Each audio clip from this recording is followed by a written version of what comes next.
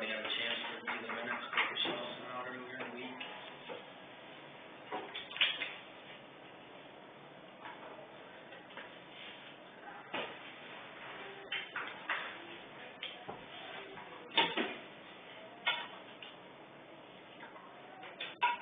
It looks like a lot of minutes, but it's just resolutions.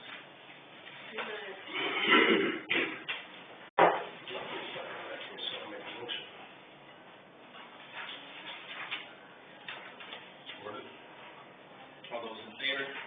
Aye. All those opposed? Same sign.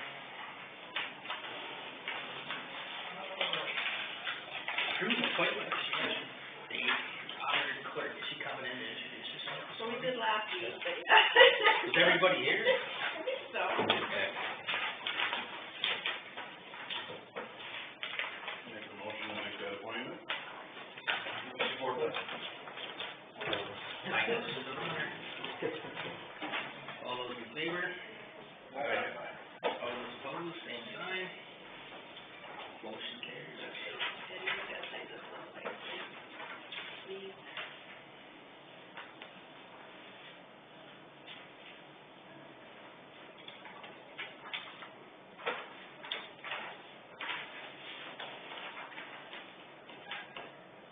This is nature too. That's a private entity, right? Yeah, it's a I'm private. not sure why are they on this? As I asked her, I'll ask her whether I can.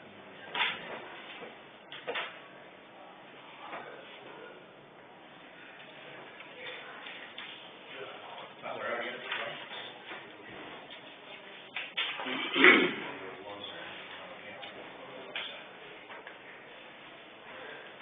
Got two something stuck in a little bit. Oh, I know what where it is right now. They paid Mike Lanigan for mowing. I think it's Melvin Shop, does that on his own, I believe, and What? uses his own, Why would that run come through? I think he does that on his own. yeah, it's the hours. I know, but why does that come through like now, and how much does he get? Because not that long ago, one came through. In the summer of 2019. That's for the total for the summer, or we had another one? Total for 2019.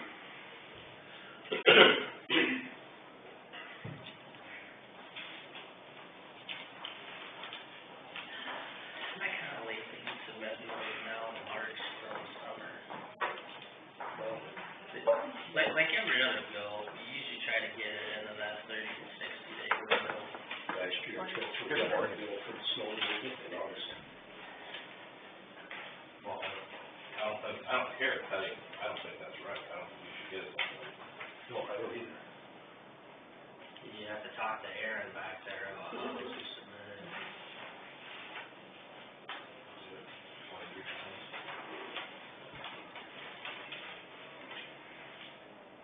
So the work is done, but it's submitted after a certain amount of time, they're gonna pay the claim. There's a timely amount of time that you need to have things submitted. No one else in the building is ready to wait that long. And there's a policy that states that. I don't know, general accounting practices. Then the other question is, did they submit their liability insurance?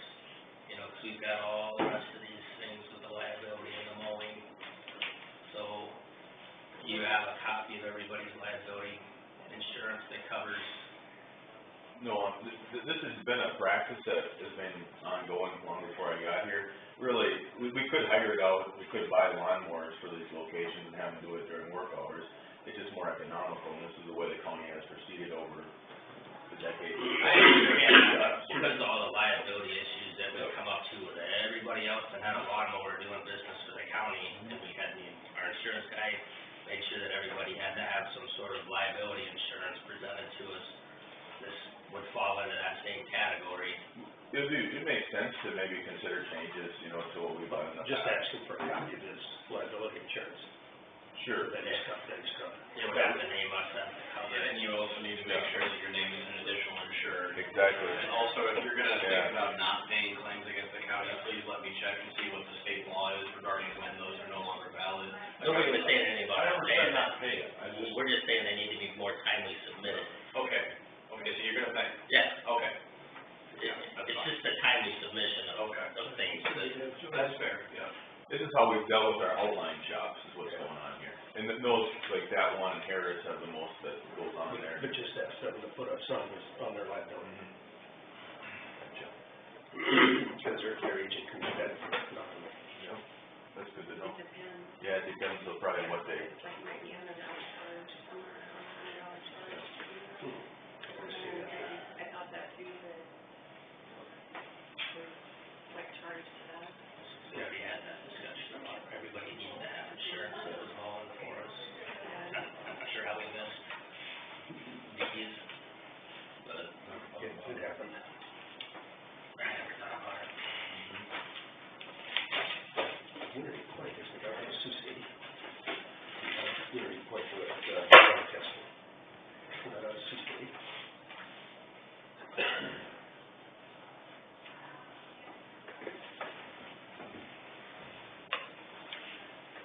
go back to claims. Yeah. Start with no one. Oh, well, we, had a pretty busy court day last week. Got a termination hearing coming up in a month or so.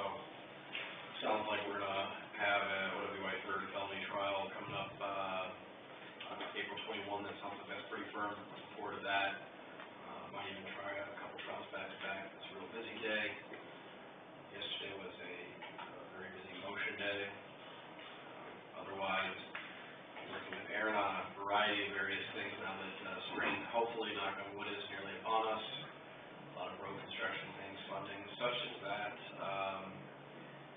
Besides that, really glad that we got the upkeep renovation, sort of painting work done in the courtroom. It looks really nice. Really long overdue and really big improvement for that part of the courtroom. And, besides that, got to go over to the sheriff's office last week and watch the area canine drug dogs work. That was interesting. It's always fun to see. Got a pretty good deputy and pretty good program around here for that, so that's good to see folks support over there. And besides that, I mean, I guess it's that annual time with public safety.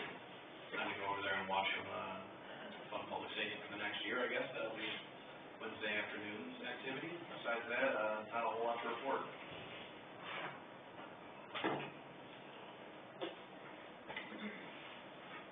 We, finished up with our callback, weather cooperated, that was nice, I don't remember such a nice winter where we could just get out there and do some measuring and not get muddy. We will be doing the second run of the assessment rolls, and we'll get those in the mail next week, and go from there.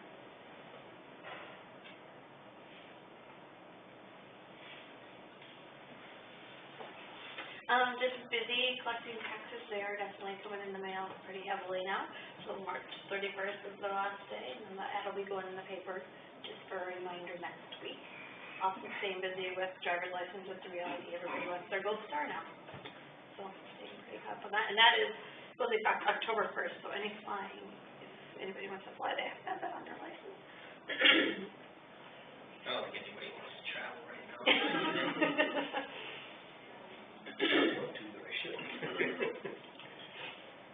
And that is keeping us busy with birth records and marriage records every day. We do several, and we're still scanning or indexing first the old books so we can scan, and then we're busy training.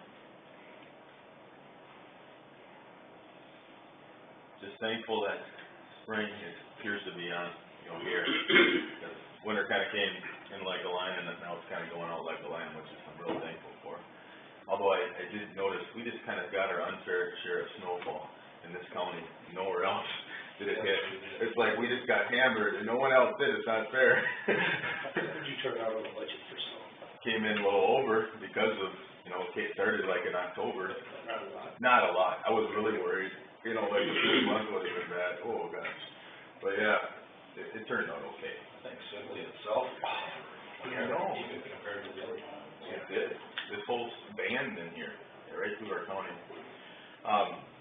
You know, we've been really blessed now, we've been able to get out and start maintaining gravel roads, running the drag, you know, hauling gravel already, so I mean, it's really nice, we're getting a head start on spring. We'll have some bad times here coming up when the frost fully goes out, and that's why we built another drag, disc retriever, these type of things, so we'll be hitting hard and heavy on the gravel roads. Pothole patching, now the frost is, you know, starting to come out, you know, having to deal with that, fixing signs, we're also doing our annual inspection on all the signs at nighttime, we have to do. You know, just do another type of, we're starting now on ditch cleaning too, we're gonna be doing some tree trimming and removals, starting up right now, actually. You know, this spring here, we got bridge repair work, you know, that's gonna be starting up, seal coating project, and then the big thing too is, obviously I'm advertising for the office manager position, because Carol's retiring on June 30th, so, March 16th, applications are due, and I'm looking to get that position filled as quickly as we can. Right now, it looks to be about a 2 to 3 month window of overlap, depending on who we hire and their start time. And, Nolan's been helpful working through contractual issues and different things. You know, we do have this other winter project that's now wanting to come here. The epicenter's in Jackson County, Minnesota, but they want to look at doing some satellite projects here in Osceola County as well as Dickinson County. So that's also adding to our stuff.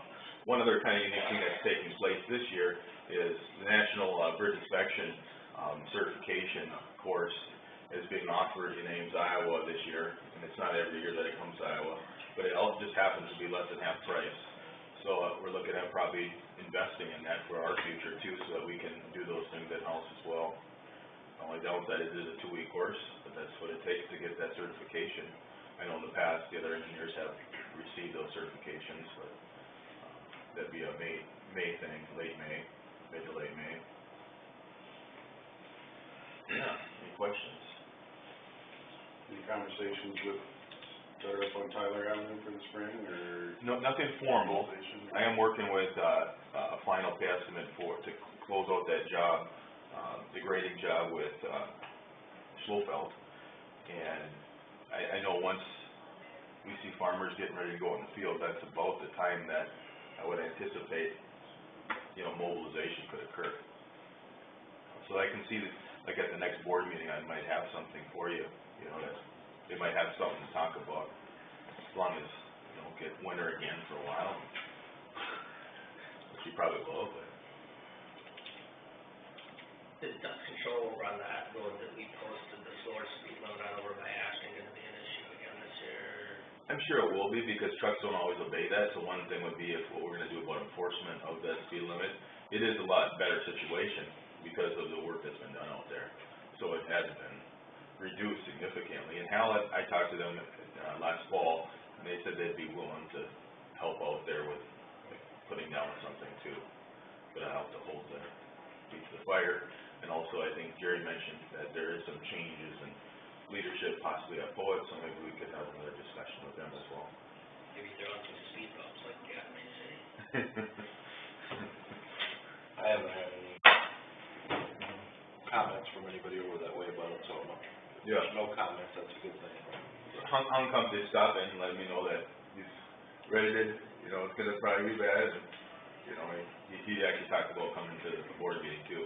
He said, like, even last year, like, you know, the dust's on his windowsill, so it's still, you know, there is complaint, you know, an active complaint there. One of your members last night offered some compliments on the pushing the snow back from the road through the winter and the conditions of the roads currently. And also some of the preventive treatment when it was rainy and eventually icy conditions. It's good to hear from the tree. Thank you, that's good to hear. A lot of times it's not recognized and noticed, but we actually kind of do sometimes go over and above the call of duty quite a bit, and also it's also landowners being, you know, offering help too, because it helps us too when we get permission from like landowners to go and like build windrows out in the fields. All that stuff makes a huge impact on like the success of winter, how it's gonna work out. Cause if you don't do those type of things, you get caught in a really bad state once you get into the second, third blizzard. You can't fight it. You're dealing with snow as high as this, you know, this room, so that's what happens if you're not proactive. Is that it? Well, thank you everybody for your time this morning. I think there's donuts down right at the end, and, well, she didn't want to. I asked if there was anybody else.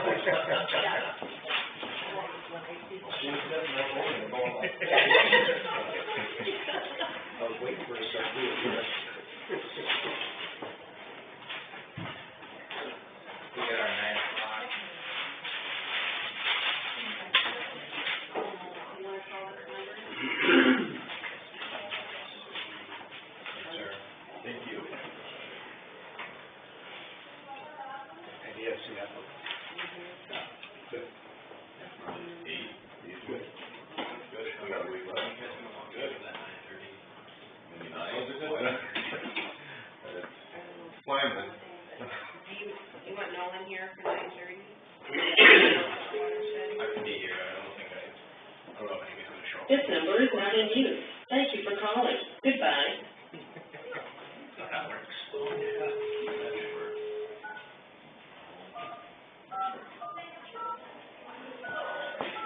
Yeah, that should be around until Jimmy. All right, thanks, Nolan. Yep.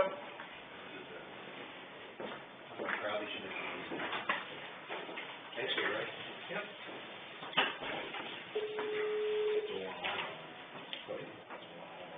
This number is not in use. Thank you for calling. Goodbye. That guy was getting over all the snooze you lose.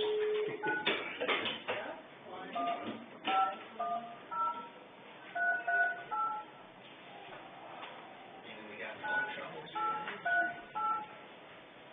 We did, I phone calls.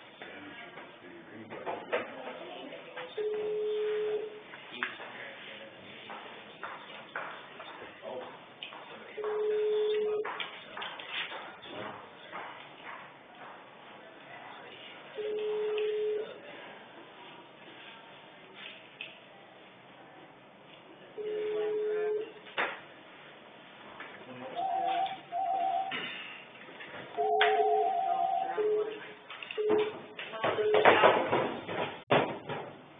Hey, yeah, we're trying to get you on the phone now, for some reason it's not working, so I'll put you on speakerphone. Okay? Okay, all right, hold on. Can you hear us okay? Yeah, I think so. Okay. I have Teresa from our office with me. She's the one that put together the initial model and made some initial site visits, with another person from another, office within our company. Who do we have over on your side? I have the Board of Supervisors here. I have Ed Jones as our chairman, and then Mike Schulte, Jason Daneyhook, Leroy DeBoer, and Jerry Helmer, and myself. Right. Sounds great. Hello, everyone. Morning. Morning. So, I've been speaking with Rochelle and Ernie, and, at Rochelle's request, I reached out to Elijah from Heartland Windows. Actually, I'm not sure if that's where he's from, but that's the product that he provides. And he's an installer, and he's, expressed some interest in bidding. But the number one question, that he had is, do you guys want to entertain, a 100% vinyl window? And I, of course, didn't want to make that decision for you. I've got my own opinions about it, but I thought I would, raise it up to you guys, and, maybe we can discuss some pros and cons, and just kind of dial in exactly what your, expectations are moving forward. I'd like to hear the pros and cons.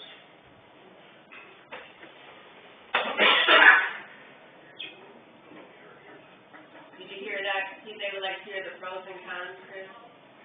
Oh, I did not hear that. Okay. I turned up the volume. Yep. Okay, the number one, I'm not sure if you guys have the scribe, I've got one here, but, I'll try to summarize as best I can. I've got some notes in front of me from, my own research. But, the number one advantage would be cost. You're gonna look at a less expensive window with 100% vinyl, and you're gonna look at less labor costs. I'm not sure exactly how that is, except it's gonna be a wider window, which means, you can probably envision more of them getting installed per day than with a heavier aluminum clad wood window. And then there wouldn't be any, finish staining or, finished polyurethane, because the interior of the window would have its own fake wood grain color already manufactured into it. So there's some cost savings. On the flip side of that is they typically will not last as long as a wood window with aluminum cladding. I think, Heartland windows in particular boast a 30-year warranty, but, my research tells me that the window is not gonna necessarily perform the last 10 years of its life that well. So you may be looking at some replacement, if they start to fail. And by fail, I think vinyl windows will start to delaminate from the sun, and they'll start to get brittle. So that's the first pro and con. The thermal performance of a vinyl window is not quite as good as a wood window.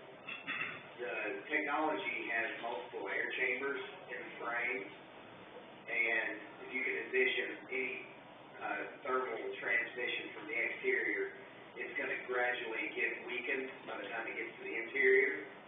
But you still may see some condensation because it's all one extruded piece of, or molded piece of vinyl. With wood, the thermal performance is recorded as being quite a bit better than vinyl.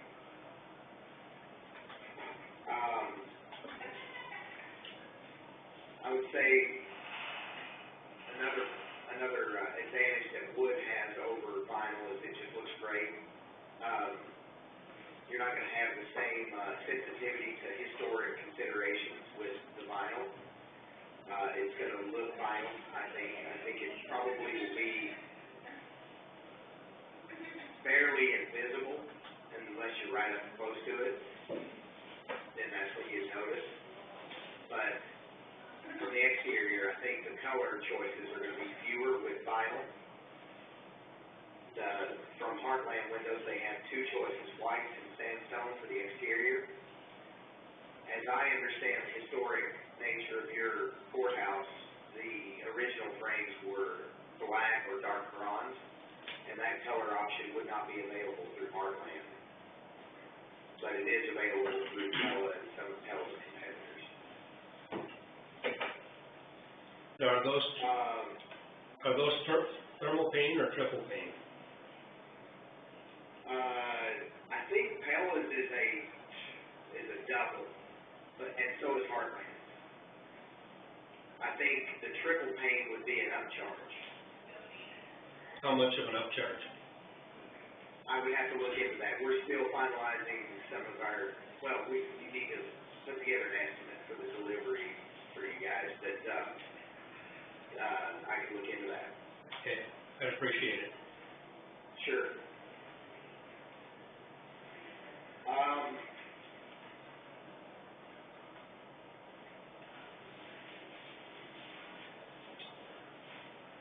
I would say as far as,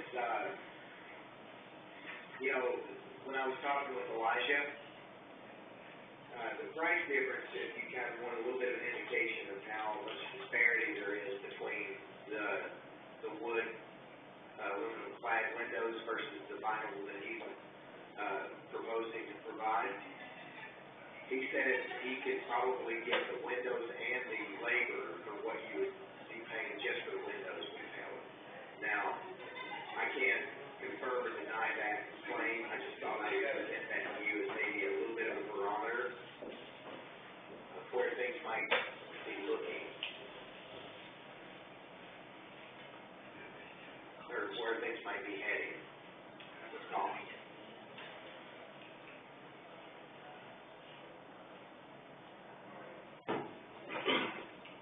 Do you have any ideas yet about a cost? A rough idea? Well, I know that it's probably going to be more than $100,000. I don't know exactly where. We wanted to try to finalize our drawings before we could get to a fine point on the estimate. And I've made my initial sweep through the specifications, and I've gotten a good jump on my details. So we're just about there. And then I can put together our estimate. Is there any way we can get a sample of the wood versus the vinyl? I have requested those from Helen, and I need to follow up with her to see if she's sent those, or when she's gonna be in town again. I just visited with her last week, and so she may have dropped it in the mail for us already. I'll follow up with her today. A representative came from Pella again the end of last week, that he had a couple different samples of wood grain that he was ready to compare to what we have now. Okay, so maybe they're fabricating the color. Maybe they are, yeah. I did ask them for, and she was leaning towards an early American stain, she indicated, so maybe that's where they're at. But it's on their radar to deliver us some mock-ups of the window frame with color.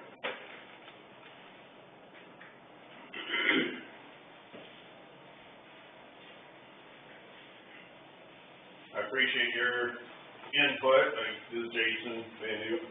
I would be open to taking alternative bids, but I personally would heavily weigh your recommendation in setting the specs and seeking what you'd recommend has the best longevity, but.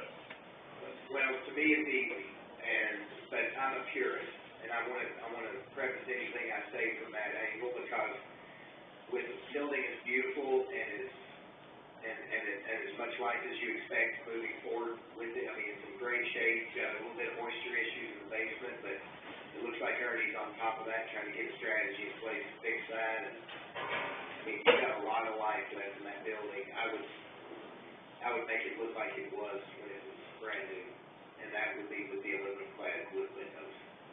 But that's, like I said, I'm a purist and I love historic buildings. And as much as I'm able, I'm a proponent of kind of taking care of them and restoring them. But I understand that there are limitations with cost as well. And, you know, a lot of us are, as architects, are kind of guilty of that champagne taste and beer budget, if you know what I mean.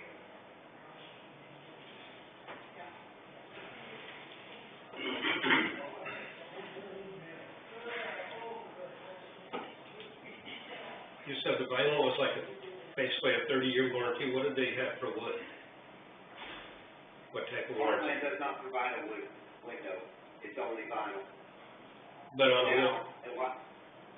wood, window. The warranty for Pella's window, you know, it's funny, I thought I knew this, but I know it's at least 20 years, but the window is gonna live longer than the warranty, is the way I think that works out.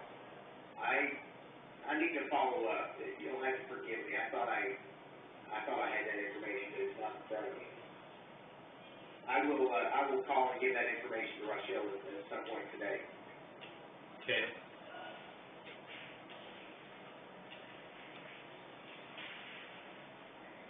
And you indicated to me the other day that vinyl windows, it could eliminate some of the bidders, correct? Is that everybody sells vinyl? Yeah, thank you, Rochelle.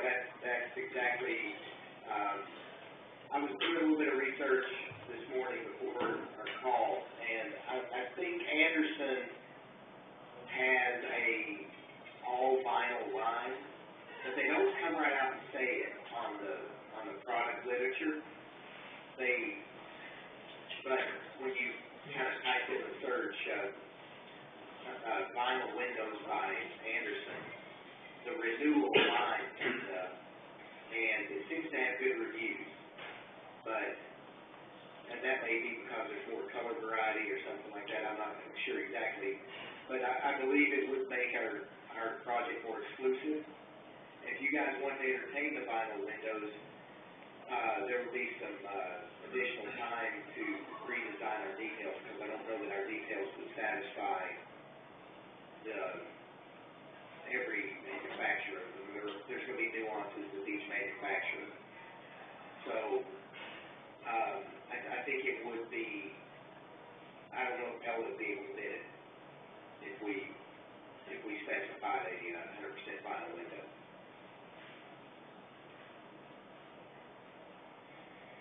And you don't foresee going with bid specs that would offer both? Or a submission of either? Well,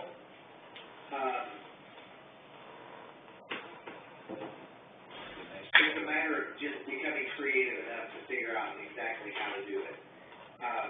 We would probably treat it as an alternate. We could definitely do that. We could say base bid is aluminum clad wood windows. Alternate one, number one, is a deduct alternate to go with vinyl windows instead of the wood clad aluminum, or aluminum clad wood windows. That, yeah, it's pretty simple to do that, now that I think about it. I was kind of studying it the other day, and it didn't occur to me that we could just provide a deduct alternate to go with the vinyl.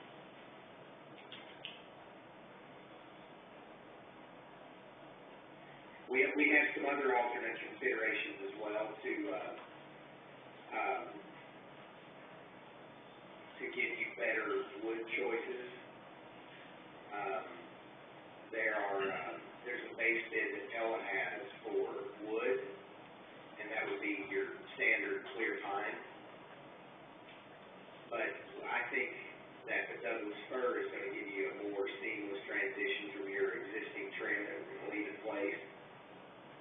And we are providing an ad alternate to go with that in some of the more prominent areas like the courtroom.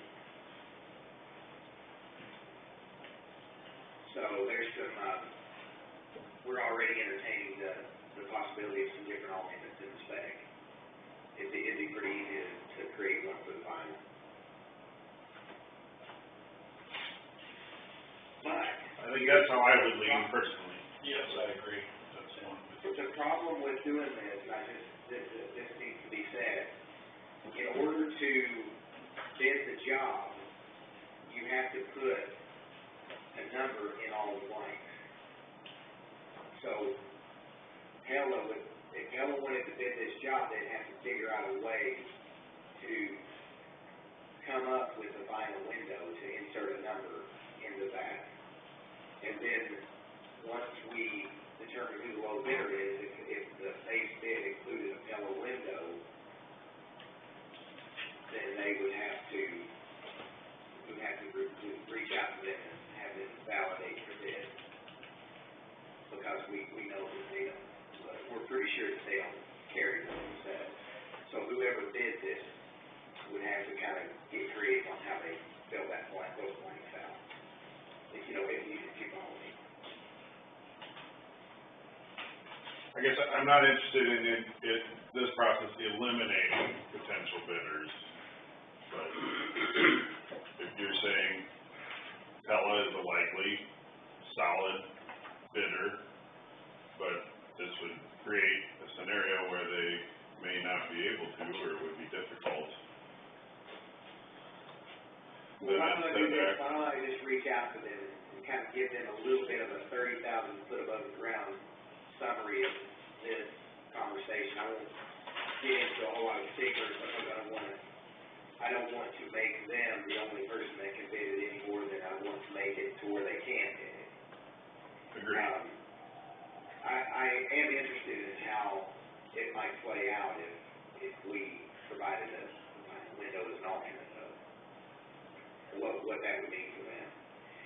tell you this, Pella has been very, responsive to all the questions that I've tossed them. So I kinda get the sense that they really want a job like this. And I believe that some of their competitors I was disappointed with as far as their responsiveness. And Pella's got a very strong local presence. So the customer service will be unparalleled in my opinion.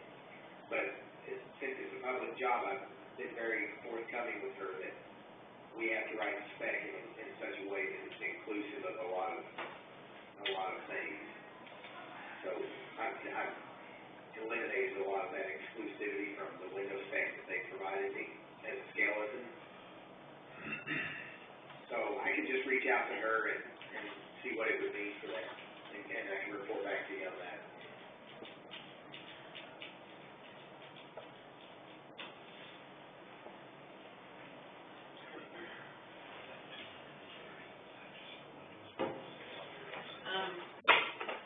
And then we're also trying to get the bids out in April, correct? That's still the plan, to get the specs out in April and.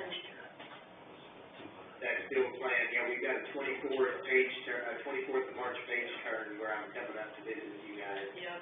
And show you the status of the drawings and specs, and, we'll take any, 11th hour comments or requests, and tweak them if something's not right, and then we'll release it for bidding shortly after that. 2:30. Yeah, 2:30.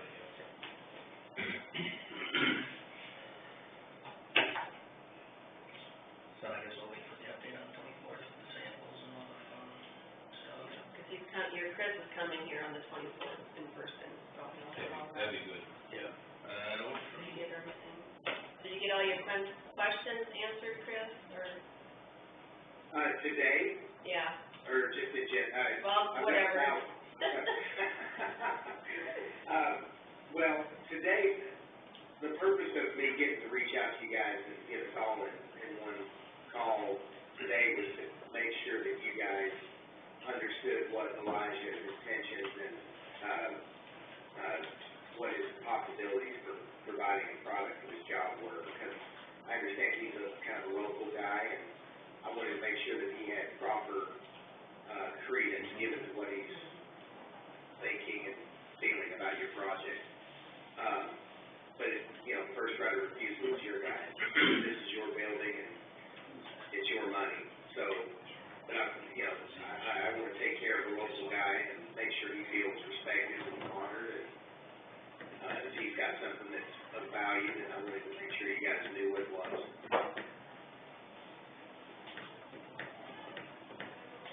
All right. And as I understand it, you guys want to make sure that he can at least bid. I just want everybody to have access. I'm not telling anything one way or the other, just as long as it's fair to everybody. Yeah, understood. Well, that answers all the questions I had. Anybody else have anything? Nope. Chris? I'm good. All right. Thank you, guys. Thank you. We'll see you on the 24th, right? All right. All right, thank you. Thanks. Thanks, everyone. Yep, thanks. I didn't know that Elijah was involved in this. He's been calling me several times because he knew somehow that we were going to do a window project, so. I know my preference would probably be to go with the book windows, just because. But Elijah's not Pella, is it? No, he's custom windows. He's the one that was talking about the vinyl windows, adjustment. Because the wood does last a lot longer. I still have old wood windows in our house, along with vinyl replacements that are already shot. And the wood ones, have all last. Did they indicate any kind of a dollar amount? No, You just get- over 100,000, that's all I've ever gotten. I don't know. Where did you say you said it was over 3? That guy from Sioux Center, Yeah, wasn't it like I would say 3 1/4, 3 1/2, something. somewhere in there? Yeah, that was installed. Yeah, I don't know if he's gonna put a bid out, when we put it out to bid or not. Because he was here, measured all the windows and everything. I I know it was over 3. Lyon County, they did theirs was over 100,000, that's been way, 2006 or 8, that's been 15 years, so it's like How much did you say, Richard? over 100,000, that's been 16 years ago. Do we have that? Lyon County courthouse. There's over 100 windows in there. Well, to me, it Oh, yeah. depends a little bit on the cost. And I think your idea, Jason, of, I like to see both numbers. yeah,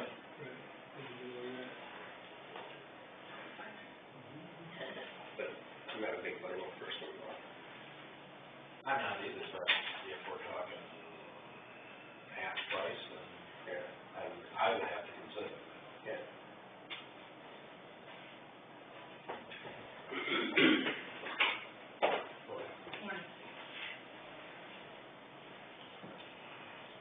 Chris had called me the other day and asked all these questions, and I couldn't answer it, that's Sure. No, kind of be the board's decision, not mine.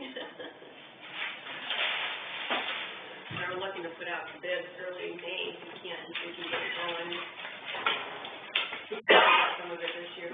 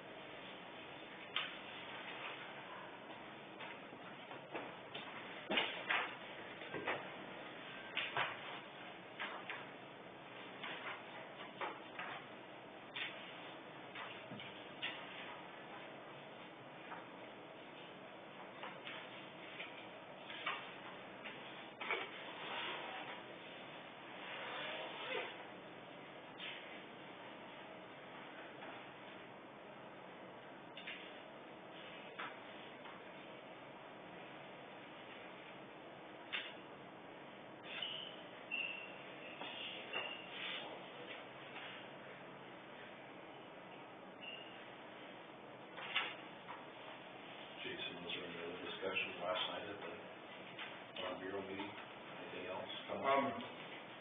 No, nothing too, they asked a little bit on the mental health, so I gave them a little bit of my perspective, and Good.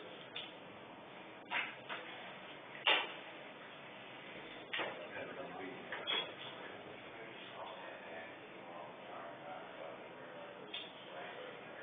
Mark, is it, regional, or? Oh, yeah, we were talking. He had just requested that we at least respond if we could entertain a ten, he said they got numbers. I responded, and I didn't know if they'd make it, but, yeah, he said they hadn't heard anything, kind of hard to plan a meeting when. Oh, they sure. don't have any That's response. when I, So, should. would like to let us know when we get.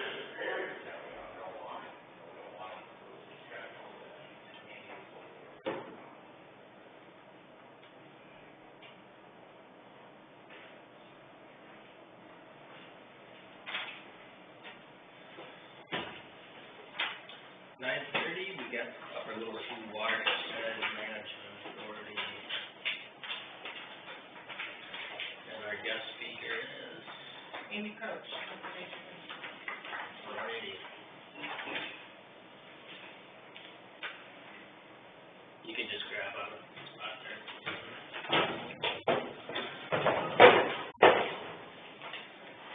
I think we got all the maps and everything from the email. Okay, great. So, All right, hope you've had some chance to look things over. Have you had much discussion about this since the meeting? I don't know how much background you need. we did discuss it a little bit. I guess one of the questions I had about it, and maybe I should just let you maybe inform the other three that weren't at the meeting and kind of give your spiel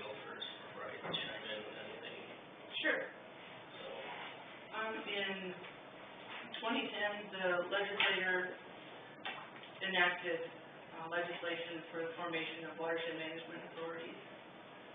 So these are entities with no actual authority, which is kind of a silly name, but they are to help facilitate cooperation between counties and soil and water districts and municipalities for flood control problems, water quality problems, and that sort of thing. In October of last year, there were some county emergency managers and engineers who came to me and were wondering if there was something that we could do to help with the flooding problems on the Little River. And that's kind of where we got the idea to try and form a watershed management authority. Actually, a few of them on the river. This map here shows the headwaters, which is the pink one at the top. That one is already formed in Dickinson County. I believe they approached you to see if you were interested in the little corner that you have in their watershed management authority. They, I think they got their papers filed in June of last year. And so, from there, we decided that as far as with the number of municipalities and counties involved, that for the going further down the watershed, it'd be best to divide it into two. And the reason it ends in northern Woodbury County is once you get past that, you get into the Channel I section, which they have different issues and concerns than the ones further up. On the divisions for the... What are the differences, why have the other concerns? Because it's channelized, they have, their drainage, we all have drainage concerns, but their drainage concerns seem to be different from conversations I've had with them. Their flood concerns are different, their drainage concerns are different. And, they're not terribly concerned with water quality as far as the river is concerned. The reason that, another reason that's divided the way it is hydrology, kind of the lay of the land too. It gets a little, the majority of the land is steeper once you get down in the blue section. So things through this area of Clay and Osceola and southern Dickinson and that are a little more aligned as far as that goes.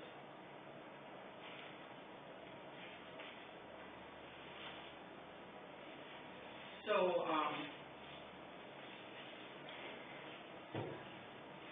there is a draft 28E agreement, which is just a draft. It can be changed. The legislation says this is the framework, but also everywhere that it says it has to be done this way, it says unless the Watershed Management Authority decides to do it differently. So it's just an outline for now.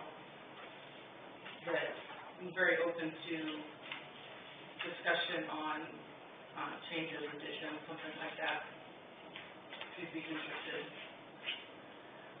Being part of the Watershed Management Authority doesn't commit you to anything, it just gives you a seat at the table with the Natural Resources and Outdoor Trust Fund. You know, originally we started this to try and get ahead of that because rumors are that it's going to be funded soon. And then with the governor's introduction of the Invest in Iowa Act, that pushes this forward, excuse me, even more. And she has quite an emphasis on water quality. So the scuttlebutt at the Capitol, I guess, is that watershed management authorities that are already formed will be further up in line for the water quality money that will come out once the tax is raised. Doesn't it create liability issues for us? If the Des Moines Waterworks or whatever decides to sue us if we're involved in this, if we're not involved in this, if we are, isn't it automatically we're we're stuck, we're gonna be part of the lawsuit? You know, I'm not sure about that, you'd have to have your attorney look at that, I'm not an attorney. See if there should be some sort of language in here.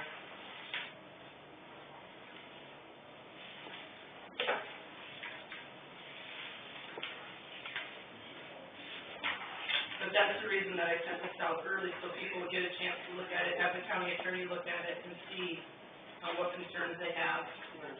Well, it's a concern that I have. No, I understand. I also have a question for you about the Nature Conservancy. Mhm. That's a private entity. Yes, we're a nonprofit. Why are they involved in this? Because I facilitate the Little Sioux Watershed Conservation Partnership, which is a group of conservation professionals. I'm not sure a private entity should be involved in this. I'm just trying to help. No, I understand that, but I am not a Nature Conservancy fan. They have indirectly put farmers out of business in the past, and I just really have struggled with that. I'm not sure why this is three government entities, the cities, the counties, and the soil and water, and why, and who drew this up? Is the Nature Conservancy draw these 2080 agreements up, or who did this? No, these are templates that the DNR has, that other management authorities have used. Have most people, he said it's a majority vote, we can change that majority vote if we wish to. How do we go about that? You just change how you have the writing in here. This is the paper that you would file with the Secretary of State. They'd have to agree to make the changes. So the question you had for Nolan was? Nolan, did you look this over? Yeah, he did. Aren't we being involved in this automatically liable then? Just like the Des Moines Waterworks lawsuit? The way If we get involved in this, we're automatically liable for any lawsuits coming down the pike, the way it looks to me.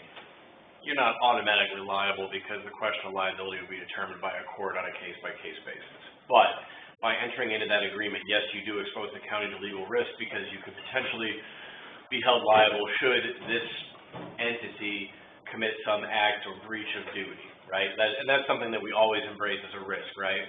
And our county would, I would defer to ICAP as to the exact width and breadth of their coverage. So the answer to your question, Jerry, is maybe. And anytime you enter into this agreement, just like you're potentially going to be financially liable if there is a majority vote of the board to obligate themselves, and then the board member involved, our representative, brings it back to this board and agrees, then yeah, you're bound, you're financially bound. On a simpler scale, if this 28E entity decides to do something, like let's say that they involve themselves in some kind of watershed management project that has specific goals that then results in a cause of action from some downstream water rights owner, yeah, we could potentially get brought in with that. The 28E here, I would imagine this organization would probably try and shield individual counties from it.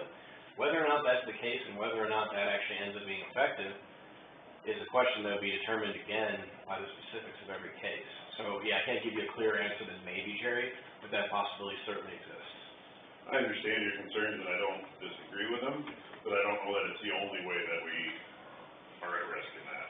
I think we have this presented to us as a way to try to address concerns, and we don't participate, then if they're not seeing the results they want, I mean, a Sioux Happy group, whoever it might be, can create any number of scenarios. And if you've got multiple counties working together to try to improve something, and the three counties that decided not to participate, I can see that being as likely of a situation to create liability for itself. So I don't know if we can avoid it altogether either way, is my concern, but. I mean, I think Jason also has a good point from a legal perspective. Just like the other 28E agreements that we've talked about regarding inter-county cooperation on natural resources or anything like that, this gives us a chance to have a say.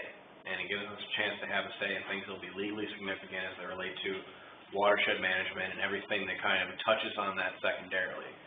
And Jason is right that if we simply choose not to be part of this and then later on do not take actions which some entity, whether an individual, a government entity, a private business, considers to have damaged their rights or entitlements under drainage, watershed law, whatever kind of law, yes, they could still sue us, right? It's just this general reality that you're picking one of two paths. Either choose to participate and end up in a situation in which an entity could obligate us to do something which could expose us to legal liability, or yes, and choose to not be part of it. And again, if you're of the opinion that this is something you're cautiously supporting, I would urge you guys to look at the provisions in the 28E that explain how a county or an entity can leave that watershed management authority, if they so choose to in the future. And a big thing, I think, I put this in my email, it's just that what this entity is currently defined by what you have in front of you. If it becomes ratified, if it becomes registered, and it becomes something people want to participate in. That's how it is as it presently is formed. However, pretty much anything about that 2080 agreement that governs that watershed management authority can be changed by a majority vote of the members. So it is very malleable, it is plastic, it is dynamic. It is dynamic as to the needs and wants of the members, and if we as a member of it in the future, if we so choose, decide to leave because the winds are so to speak blowing the wrong way, that's something we can do. And I would say that when you have something like this that is subject to change based on the will of the members or the will of the majority, it's important to pay attention to what that will is and how it's being expressed. Because this isn't like some kind of document that sets out as a foundational reality that in order to change something about it, you need a 2/3 majority or a unanimous majority. Pretty much anything about this can change with a simple majority. So it's important if you agree to this to keep an eye on where it's going. Then it also depends on how many people you get in it, because if you listen to some of the people talking about the watersheds that were already established south of us, too many people in it, nobody could come to full agreement on anything, and it just sounded like an absolute disaster. Because you just got way too many people. Yeah, I mean, it's a balancing test. You want to be involved in something where there's a din of voices and many, many, many people, like, say, mental health regions. There's one mental health region that has 25 or 30 counties in it. You know, that's just for a small county like ours to be heard in an entity like that, real hard. The flip side of the same coin, though, is... But you'd have city representatives, you'd have county representatives, and you have soil and water district Right. representatives who would, I mean, you'd be up in the neighborhood of probably close to 50 or better. And that's true. And like, here's the other thing. Just like these mental health regions, if we choose not to participate, the danger on the opposite side of the coin is that we could get squeezed out and end up being the only county entity in this watershed that's not part of it, and therefore we are on an island and making decisions unto ourselves, which as a small county like ours would be difficult both logistically, legally, politically. So it's for you guys to decide if you want to be part of that. It's a choice between, I guess, not necessarily two polar alternatives, but it's a choice about where we want to go and what we want to participate in or not participate in. And I guess is what it boils down to, that all the things in here require the cooperation of private landowners. You can't just go out and do a project. You gotta have the cooperation of the people that own the properties to do it. And to my knowledge, I don't know that you guys even surveyed the interest of any of the landowners in this watershed to see if they'd be interested in doing anything with it. There is no you guys yet. This is Well, determined whether before they you want set to this do it. up, you come together with the 2080, you set up these boundaries. You can survey the people inside that area where you're planning to put this to see, kind of gauge the level of interest and participation of whether you'd want to be involved in this. It's kind of putting the cart before the horse to set the whole thing up and then see if everybody's interested in participating after you've already got the watershed established and set up. I know it's kind of backwards, but that's the way that the legislators have put it together, that it's done, that you form the coalition or the authority, then you do your bylaws, and then you do your planning, which includes the surveying of the people. I can't help how the process is. And how many people does it take, if we don't agree, it doesn't make any difference. If we don't agree. Legally, it It'll only be takes one. two It entities. only takes two, so we're getting it jammed down our throat, whether we like it or not. You don't have to participate. Well, we do and we don't. If we wanna have any say at all, we have to join. If we don't wanna join, we still don't. Like I mentioned before at the meeting, there needs to be some defined goals, you know, in that 2080 agreement. I don't think you agree with that, neither does the DNR, but we have a lot of competing interests up here as well, as the folks that would prefer water quality over, say, flood mitigation, and then like recreation. You have all three of those competing interests in this area, and I don't know if you get the money, you're gonna have to come to a group consensus of which one of those things is gonna take priority. It would be kinda nice to know the reasons why this was set up, how you're gonna prioritize where that money goes to start with, to kinda hedge off a lot of those arguments going down the road. Who defines those goals? If we don't have a group that exists together yet, how do goals get defined? Well, the group, before you sign the 2080 agreement, agrees on everything that goes in here, and kinda what your stated goals are, like we have with other 2080 agreements, what the purpose of this agreement's for. To me, it would be, let's come together, and as a group, you define where you wanna go with that, But I'm still at the point where it requires cooperation of the private landowners. You can get all the money in the world, and if no one wants to cooperate with it, what do you do with the funding then, if nobody wants to participate in any of the programs? You can also use it for, I know that there are some places, I think in Illinois, that are using, when they replace a bridge or a culvert, they're making a road structure so that the water will come through better, it doesn't cut at the bridge, or it doesn't cut at the culvert. Once again, I'm not an engineer, so I can't get into the particulars of that. So, you know, there'd be money for that, or cities in a green space, if they feel that they need to have some sort of stormwater retention, you know, there would be money for that. So it's not all private landowners, but I do understand your concern. I mean, Iowa is a majority private landowner state. I know one of the other issues that got brought up, somebody that was in one of those other districts, were the competing interests between the drainage districts and these watersheds, and the watersheds wanting to slow down the water coming out of the drainage districts as it enters the watershed, and that's really not why the drainage district is set up. That's set up to get the water out of there as quick as you can get it out, not to slow it down. So then you have these competing interests of the watershed and drainage districts that don't really go together. I mean, on that point, I would say, yes, there is tension legally speaking and certainly politically speaking between drainage districts and watershed management authorities.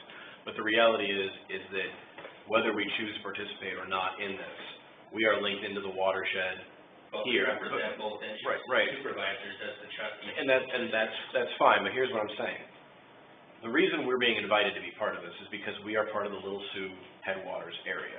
We are geologically part of this watershed. And it sounds to me like it is not necessarily a foregone conclusion that this authority will be formed, but it sounds to me substantially likely that this authority will be formed with a majority of the people who are listed as entities on that document.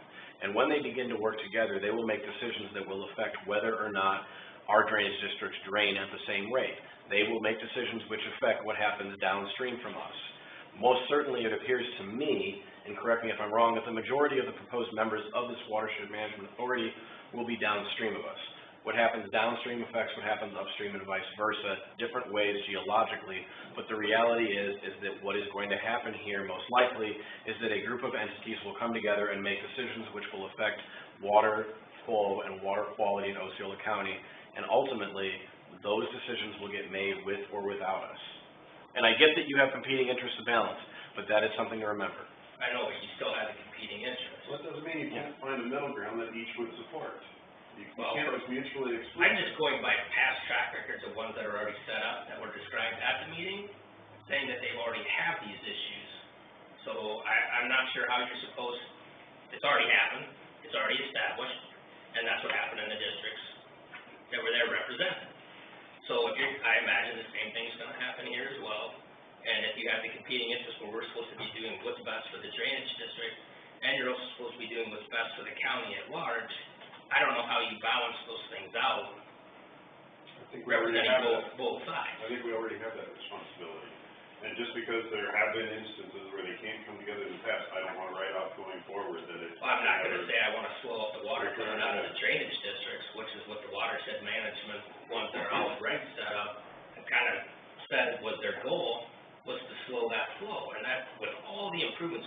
on in these drainage districts right now, I cannot see having a competing interest to try to slow that. But that's what wetlands do, and multiple drainage districts have utilized that approach.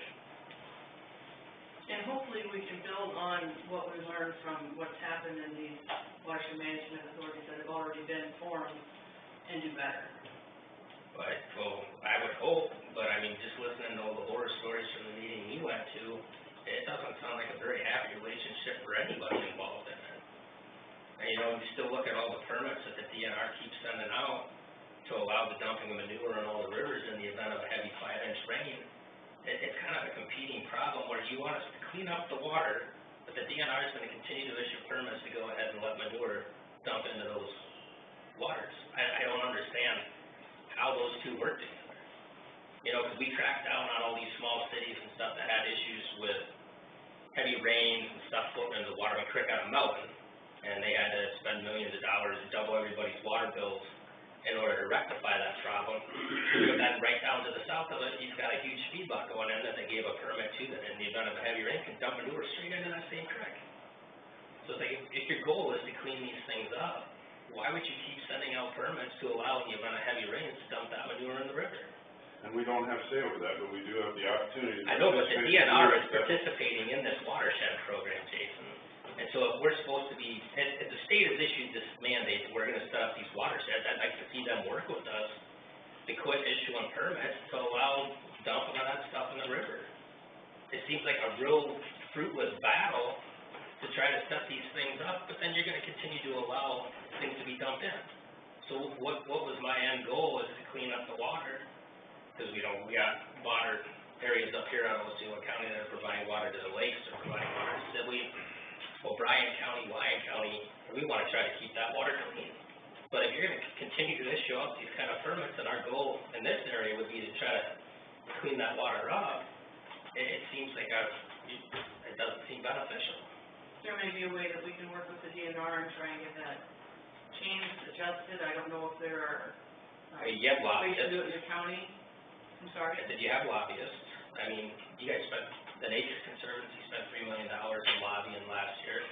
You know, maybe you could hire a lobbyist for Iowa while you're here helping us with this stuff, and maybe try to get some of these things. And here we have an opportunity to join with other communities and try to approach this, and it sounds like you're But not wanting to involve ourselves in this. Is that what your decision would be, is we should not be involved in this 2080? I don't know. There's things I'd like to see changed in that 2080. Talking with other Can we counties. make recommendations to them before we I consider it? just did. I did it again at the meeting. I'd like to see some things in there for how we're gonna set the priorities to how the money's spent. And I think that group needs to exist before we do that. I would support further consideration of entering into this 2080. If you're not interested in that, if the board does not want to do that, then we can make that answer today. Or we can say this is what needs to go into the 2080, but Well, I'd deciding like what to the DNR cooperate. should do and other things is not gonna be a. I would like to cooperate with some of our other neighbors that are considering not entering into this as well, to see why they're not getting into it, and what things we can come on to an agreement before we all jump in. Okay, before we get much further down that road, I see what you're saying, Ed, but in the absence of us participating in this agreement and attempting to cooperate with perhaps other entities which may or may not join, what would you suggest we do for Watershed Management Authority? Because you do have competing legal interests to balance, and those aren't gonna go away if we just say no. So I'm just We don't wondering. have any authority to do anything. We could get the same REAP grants to do these things through the DNR versus setting up this watershed. I mean, this month's magazine for Right. Iowa County is all full of water So is that improvement kind projects. of It had what your nothing to do with idea the is? watershed. Is that kind of what the idea would be in place of not participating? Well, you'd still participate with the DNR and these stream-based stabilization things. Are you guys have access to REAP money? What is Through it, the watershed? WMA? Yeah, Through the county, yeah. through the counties. So it'd have to pass through us to get to you. I'm sorry, through the soil and water district. Okay, so it'd have to pass through the Soil and Water District office before it would end up in, For REAP, the way it currently is, but if the 1% sales tax goes up and 3/8 go to natural resources, then I don't know what that formula is going to look like. I do know that, there's a lot of money slated for water quality, and just the buzz is that WMAs will get it. whether that's the truth or not, I can't tell you, that's just what I've heard. Here's my issue, Jason, and maybe it's a stupid issue. My issue is the Nature Conservancy and private interest groups are gonna drive this country pretty quick, and I'm tired of it. Private interest groups do not need to drive what we're doing out here. I'm a farmer too, and like I said to you, the Nature Conservancy has indirectly put farmers out of business, and that's my issue with this company. We're getting it jammed down our throats, and we gotta participate. I agree, we don't have a choice, we gotta participate no matter what, but we're getting it jammed down our throats, I don't like it. I'm doing this because I was asked to do this. Not by us. That may be By the state, by the DNR, by a lot of counties in the watershed. so this wasn't precipitated by the DNR, the state setting up these boundaries, or? No, this was engineers and emergency management people wondering what we could do collaboratively to work on flood and water quality problems in the watershed. Do you have a list of those names?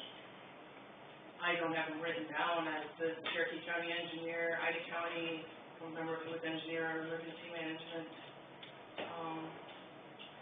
Wilson Clay County, Univista.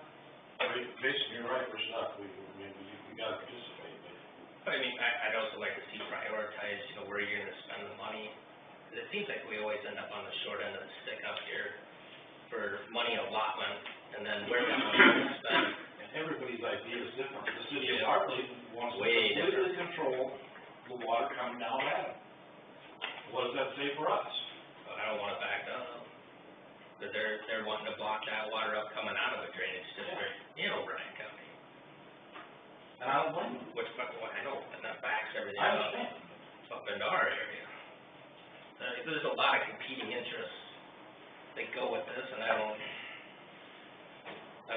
like to reach out to some of our neighbors, just to kind of feel out what they would like to see, or what it would take to have them involved. Would you do that, and when could you report back to us as to the recommended approach versus participating in this? Because I don't know what they're gonna do. Like I said, our watershed management stuff right now, at this point, is just all controlled by the state and the DNR. And then I don't know how those funds impact it, like, 'cause you can't do any of these projects without permission, especially on the Ocheyedan River, without the approval of the Corps of Engineers. Because that's the waters of the US. Yeah, depending what your projects are, yeah. And it requires approval from them to do any of these things, so I don't know, is there federal money available? Because that's the waters of the US? There may be at some time. There has been EPA money in the past. Right now, it's a little slim, but there may be in the future. What is the process for getting waters of the US approval for the projects? I don't know, I've not worked on projects in the river.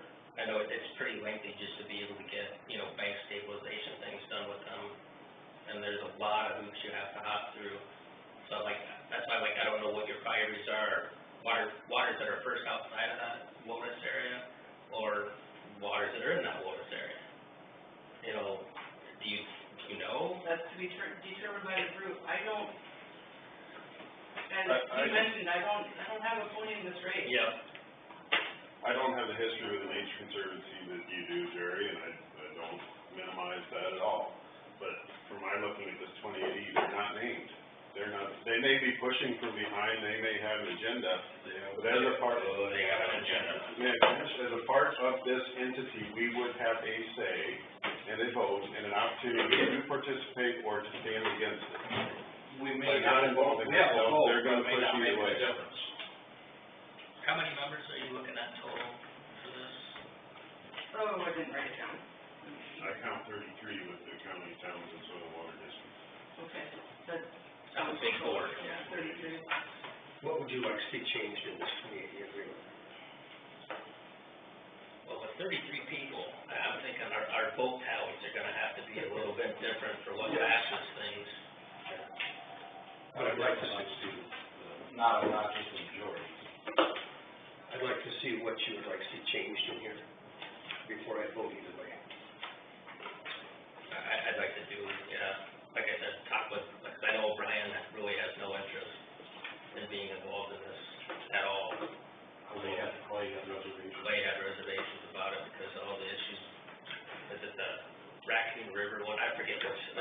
yeah, that's Because the, they had a whole bunch of people from one of those other watersheds up there, and it just sounds like absolute anarchy. So, I don't know, have to reach out to Clay and O'Brien and kind of feel them out, see what they would like to see different in it. But, like I said, you're gonna have all these individual towns and soil and water districts in. Well, you remember what the UDMO meetings were like, and now you're gonna have 33 people, and they were talking maybe 2 individuals per county or per city. So you got 66 people at that meeting? voting members would just be one representative from each entity. Then you'd have an alternate in case you couldn't make it. I know when we were at the meeting, they were talking about having 2 people attend the meetings once it was established from each area. So I was like, man, that is a wicked amount, a lot of people. And even the 33 now, trying to wrangle 33 people to come up to a consensus. And there's a lot of competing interests with 33 individual entities. Yeah, I gotta run. If you guys need anything else, email me or call me. I should be done with magistrate in an hour, so. Right. If you're not gonna approve it, that's cool. Otherwise, I'll see you. Thank you. Yeah, if we're not gonna participate, then you might as well put this issue to bed and move on. If you wanna collect with those other counties, when can we readdress this?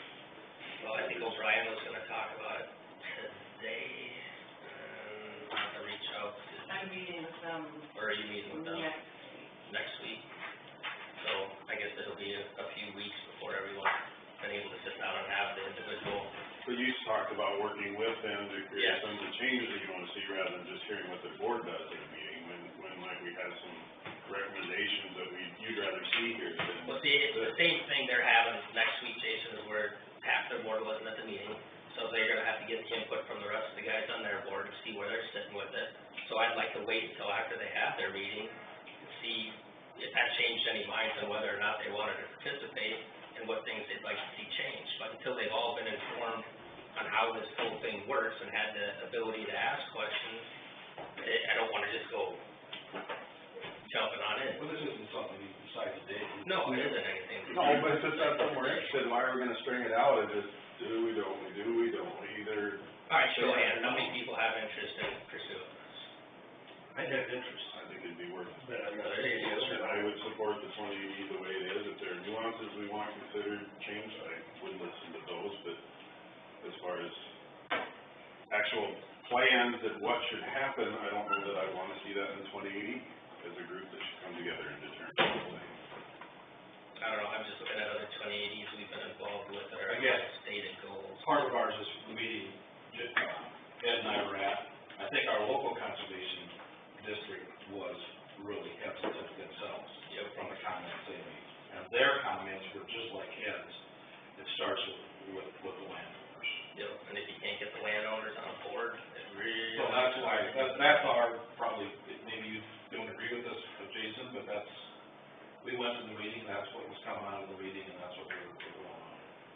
I understand that I'm not interested in forcing anything on landowners, but if she says there are potentials You beyond can't, that. you can't force anything on them. It's That's what they wanna do. That's what's gonna happen down the road if nobody participates, I would imagine, but I would like to be able to give Mike some more information, Leroy some more information, maybe Jason doesn't need any more information, I need some more information. Jerry needs some more information on what would make everybody comfortable hopping into this. So, I'm gonna The wait. biggest thing is that voting, Yeah, the voting thing, majority, and that was discussed at the meeting. yeah, and there's no happy agreement as to how that should be set up when you got 33 members. So, that's just a really big board, and I understand why they have all those problems at Raccoon, because I think they said that was just as big as. The Raccoon has 60-some Yeah. total members, yeah. 60-some total members, so you got 60 people at that meeting, all with competing interests, trying to get a majority to come up with what you wanna do.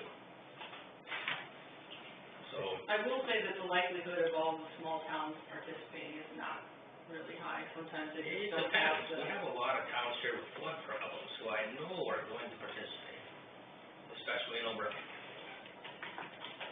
Hartley, Sanborn, Sutherland, there's a lot of places that had water issues the last 2 years from flooding and whatnot, from drainage districts and those competing areas or whatever, but from the sounds of it, it'll be in that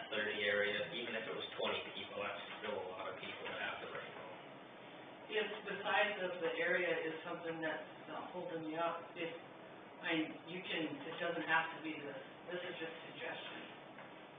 It can be different, you can have, different watersheds. The kind of grayish lines on this map, those are, hydrologic unit 10, so up 10, which would be, trying to think of acre size. Probably around 50,000 acres. So those are what I used for, delineation. There are also up 12s, which are smaller, and they're up to, 30,000 acres. And it can be divided that way too. If you think that you have concerns that don't match with the rest of the group that is highlighted here, and you would still like to do some sort of water quality stuff. Well, we have competing programs right now with some other water group doing source point contamination and stuff along the Ocheyedan River, next to some of the rural water wells, which is kind of an overlapping thing with what you're trying to establish. So it's like, well, which one of these do we want to participate in? Because now we have dueling programs. It'd be nice if everybody worked together and not have to double up on all the work to compete the same goals. Mm-hmm. But it just seems like a waste of time and effort to have two exact things in the same area trying to do a similar project.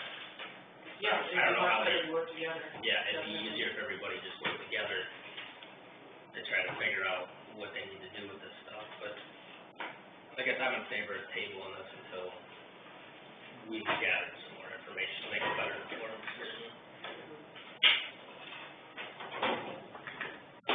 Thank you. Thank you.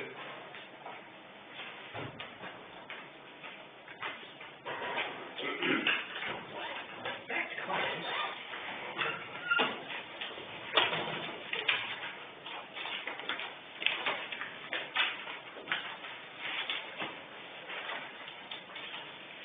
I know everybody wants to be on another board. But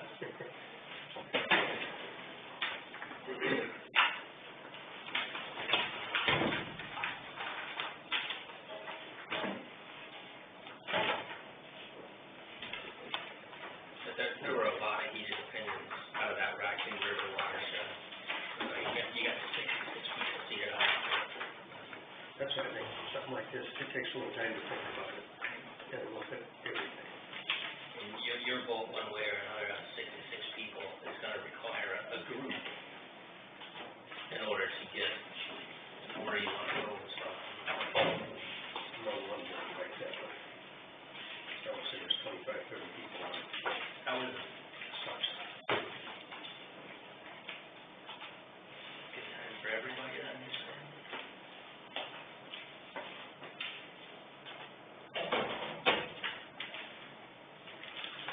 I'm still looking for a female, that's either Democrat or Independent.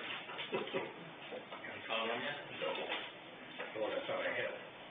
She's gonna miss 2 meetings out of the year, which is half of them. So she thinks that's not fair. I agree.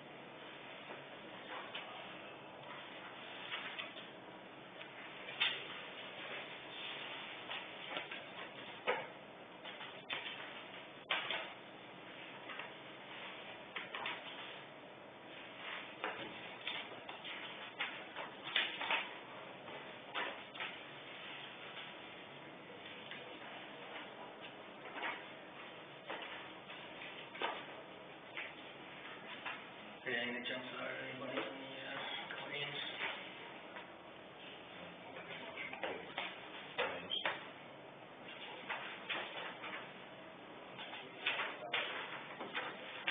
Support. All those in favor of claims? Right. All those opposed, same sign. Who is Brad? I thought Brad drives the ambulance. He drives, Oh, that's it. he still drives, Anything for the courthouse?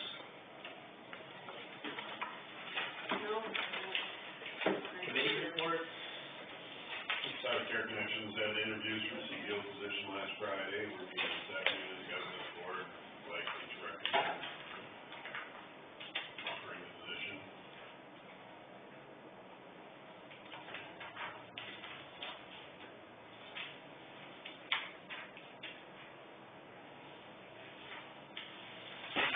Drainage, joint 1, joint 3, Joint one, two. I believe, is that the one with the, Yeah, and then there's joint 3 and joint 2.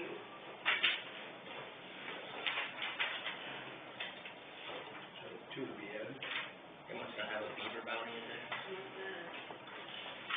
Just did three. Yeah, is that it here, that Dickinson County? Yeah, so it's two. Oh, beaver dams. Beaver dams.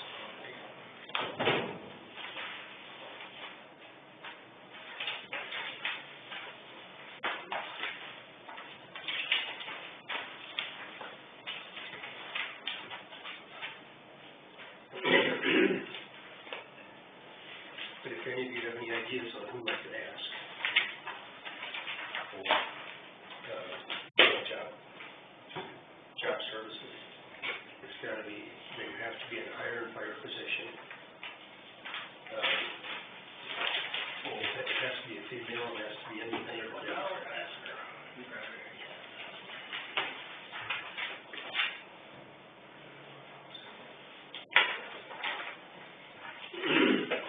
I've got an update on trails committee that Jerry and I are on.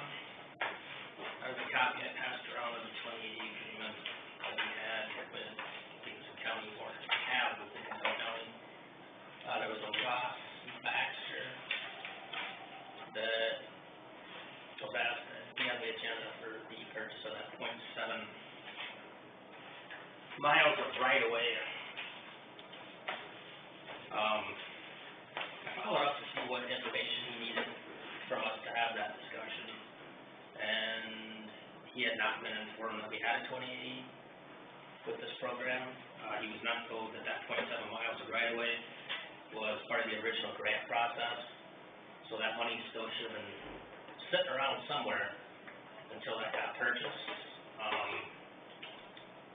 Yeah, there's a whole lot of things that weren't passed along, so he was gonna have to get back with the Trails Committee to go over this 2080 agreement, since he had not received it from Dickinson County, and then he would get back with us over, cause I explained to him, this 2080 agreement, we don't have the capabilities, because we signed this thing with Dickinson County to go outside of it to purchase that property. That was part of this agreement, that was supposed to have been purchased with that initial grant money. He asked me if I knew where that grant money went. I don't know where that grant money went, because we weren't invited to any of those meetings.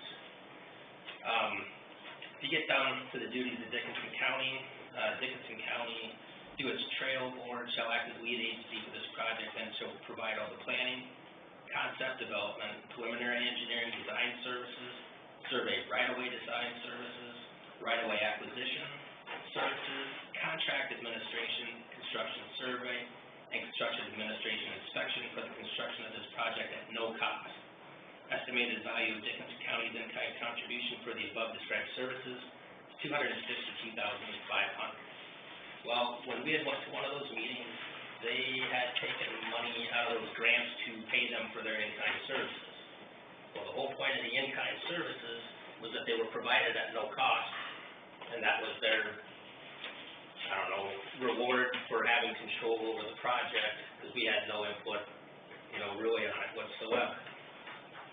So there is some issues with taking money out of the grants to fund the in-kind contribution in kind, you don't get reimbursed for in-kind contributions. And as far as the trail development teams,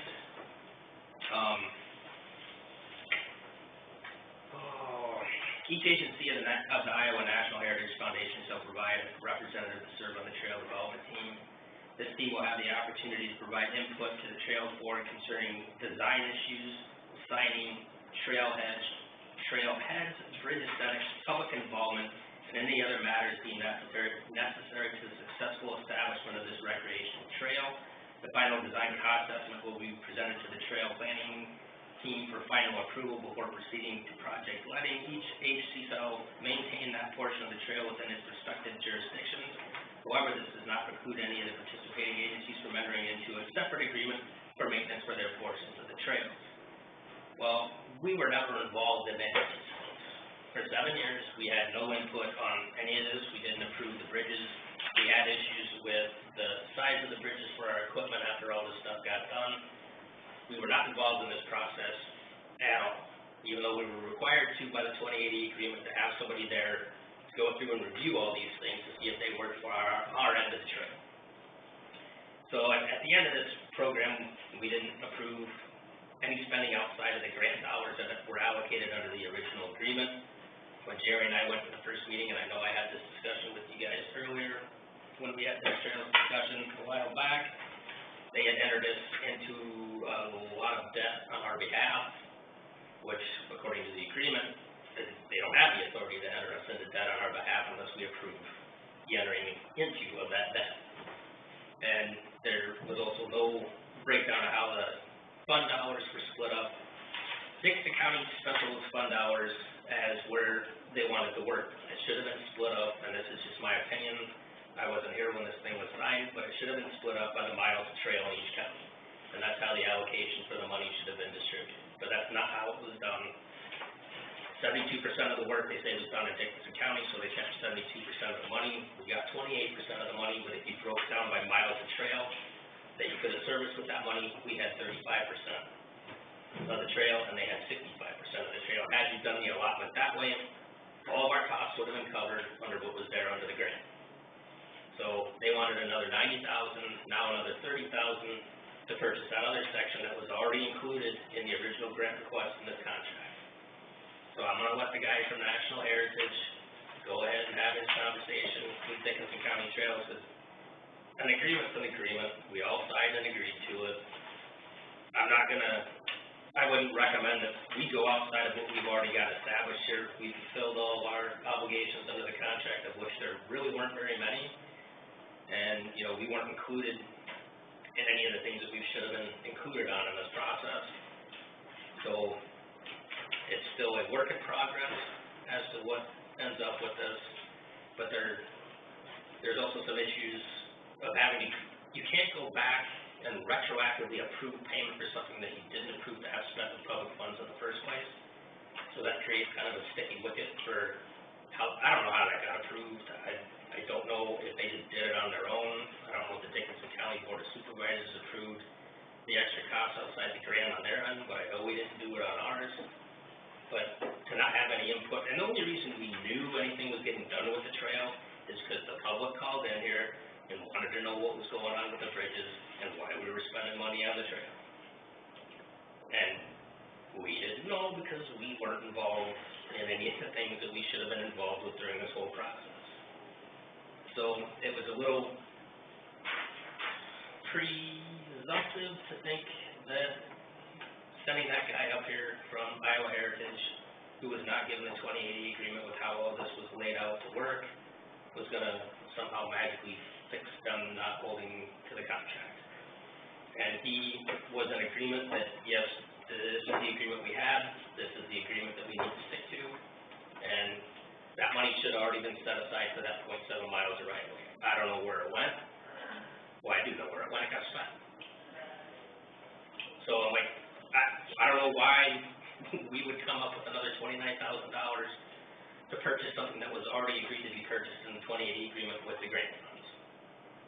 So I'm gonna let the Heritage guy go through the information with Dickinson County, and then when he has something to report back, then we'll have a discussion after he's gotten all the information from everyone, but I don't know where the money went. And that, like I said, that was the agreement. That's what we had, no one looked it over for us last year, that's what we agreed to. So, to have to go try to purchase that outside of the contract, which we weren't in charge of purchasing items outside of that contract, it was all on Dickinson County, the whole thing tailored to let them run it however they saw fit, with the little teeny amount of input that we were supposed to have, we didn't get it.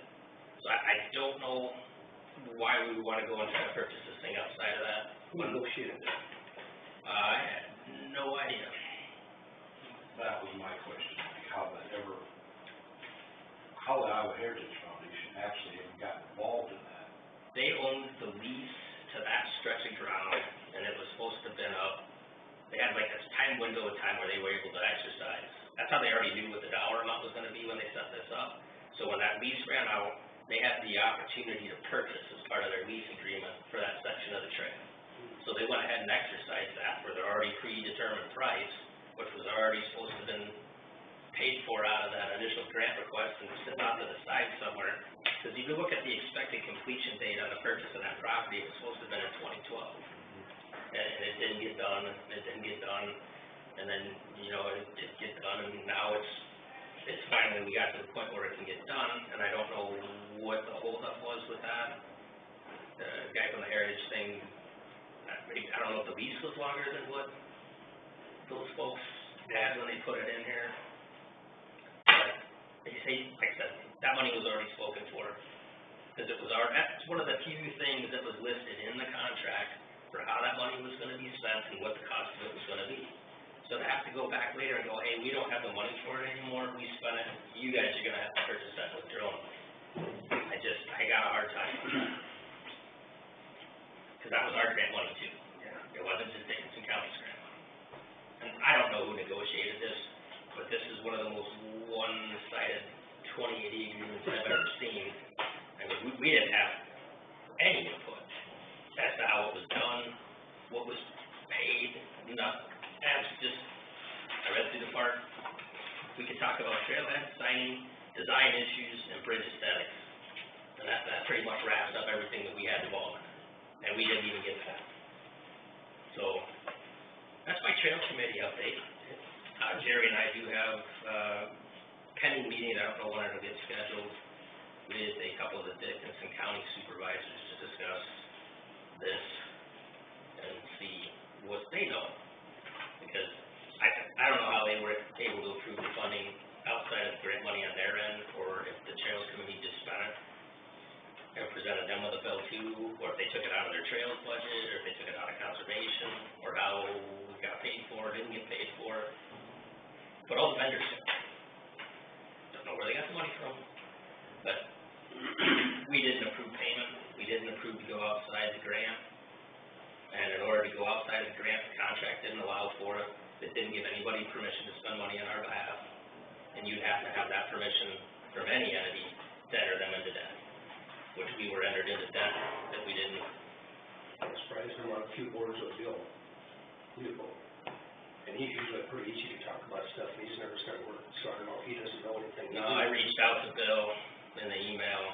Bill, I think Tam's on that, Steve Clark, I think.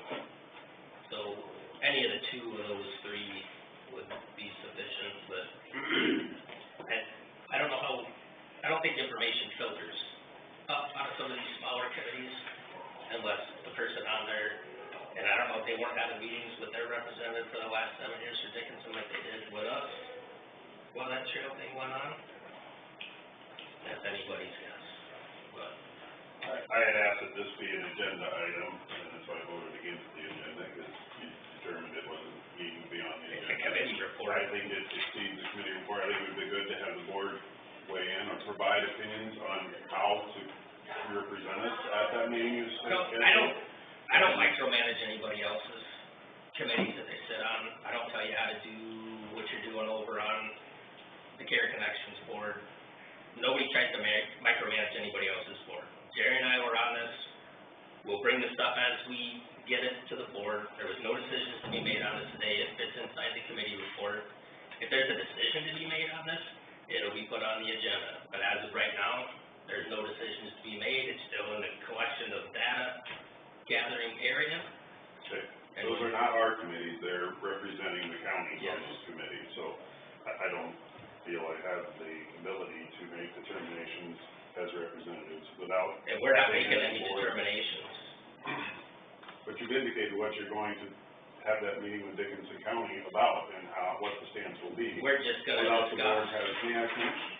Without the board having the opportunity to really weigh in on it, because it's not a discussion item. And secondarily, it doesn't apprise the public that that subject is gonna be on the agenda. I think it was worthy having this, I think you gave a fine update, I'm not opposed to that. It just would have been good to let the public know that it was going to be discussed and, Well, then that, well, in that vein, then we should just get rid of the committee reports and everybody that has committee reports, make it an agenda item, if that's your concern. I mean, because we haven't had any of the care connections issues that you reported on the committee reports, probably the last 5 meetings haven't been agenda items. I mean, I think the public probably would have wanted to know that we were gonna add those other groups in there, but we didn't have it on there as a separate item. So I guess, I got a hard time seeing that point, but if that's the vein in which you wanna talk about these things, then I guess I would suggest that every committee report be put on the agenda rather than having a committee report spot on. I don't agree with you, the resolutions, they were separate resolutions to add every county that we acted on. But all the discussions leading up to those, I they're have- all in the committee reports, Jason. I added separate regional discussion items fairly regularly over the last few months. Again, they were done during the committee report areas. There's no decision, I'm not taking a stance, it's just having a conversation with Dickinson County. See how they previewed this, and then, we'll come back, but Jerry and I aren't making any decisions. So, it's just an update. When we get to the part where decisions need to be made, it will involve the whole board. Because Jerry and I can't make any decisions for anybody entering the county into anything. So, anybody else got a committee update? All right, then. Being there, nothing else, if anyone, that motion. I take a second. All those in favor of adjournment? Right. Opposed, same sign. Motion carries. Election line at 11:38.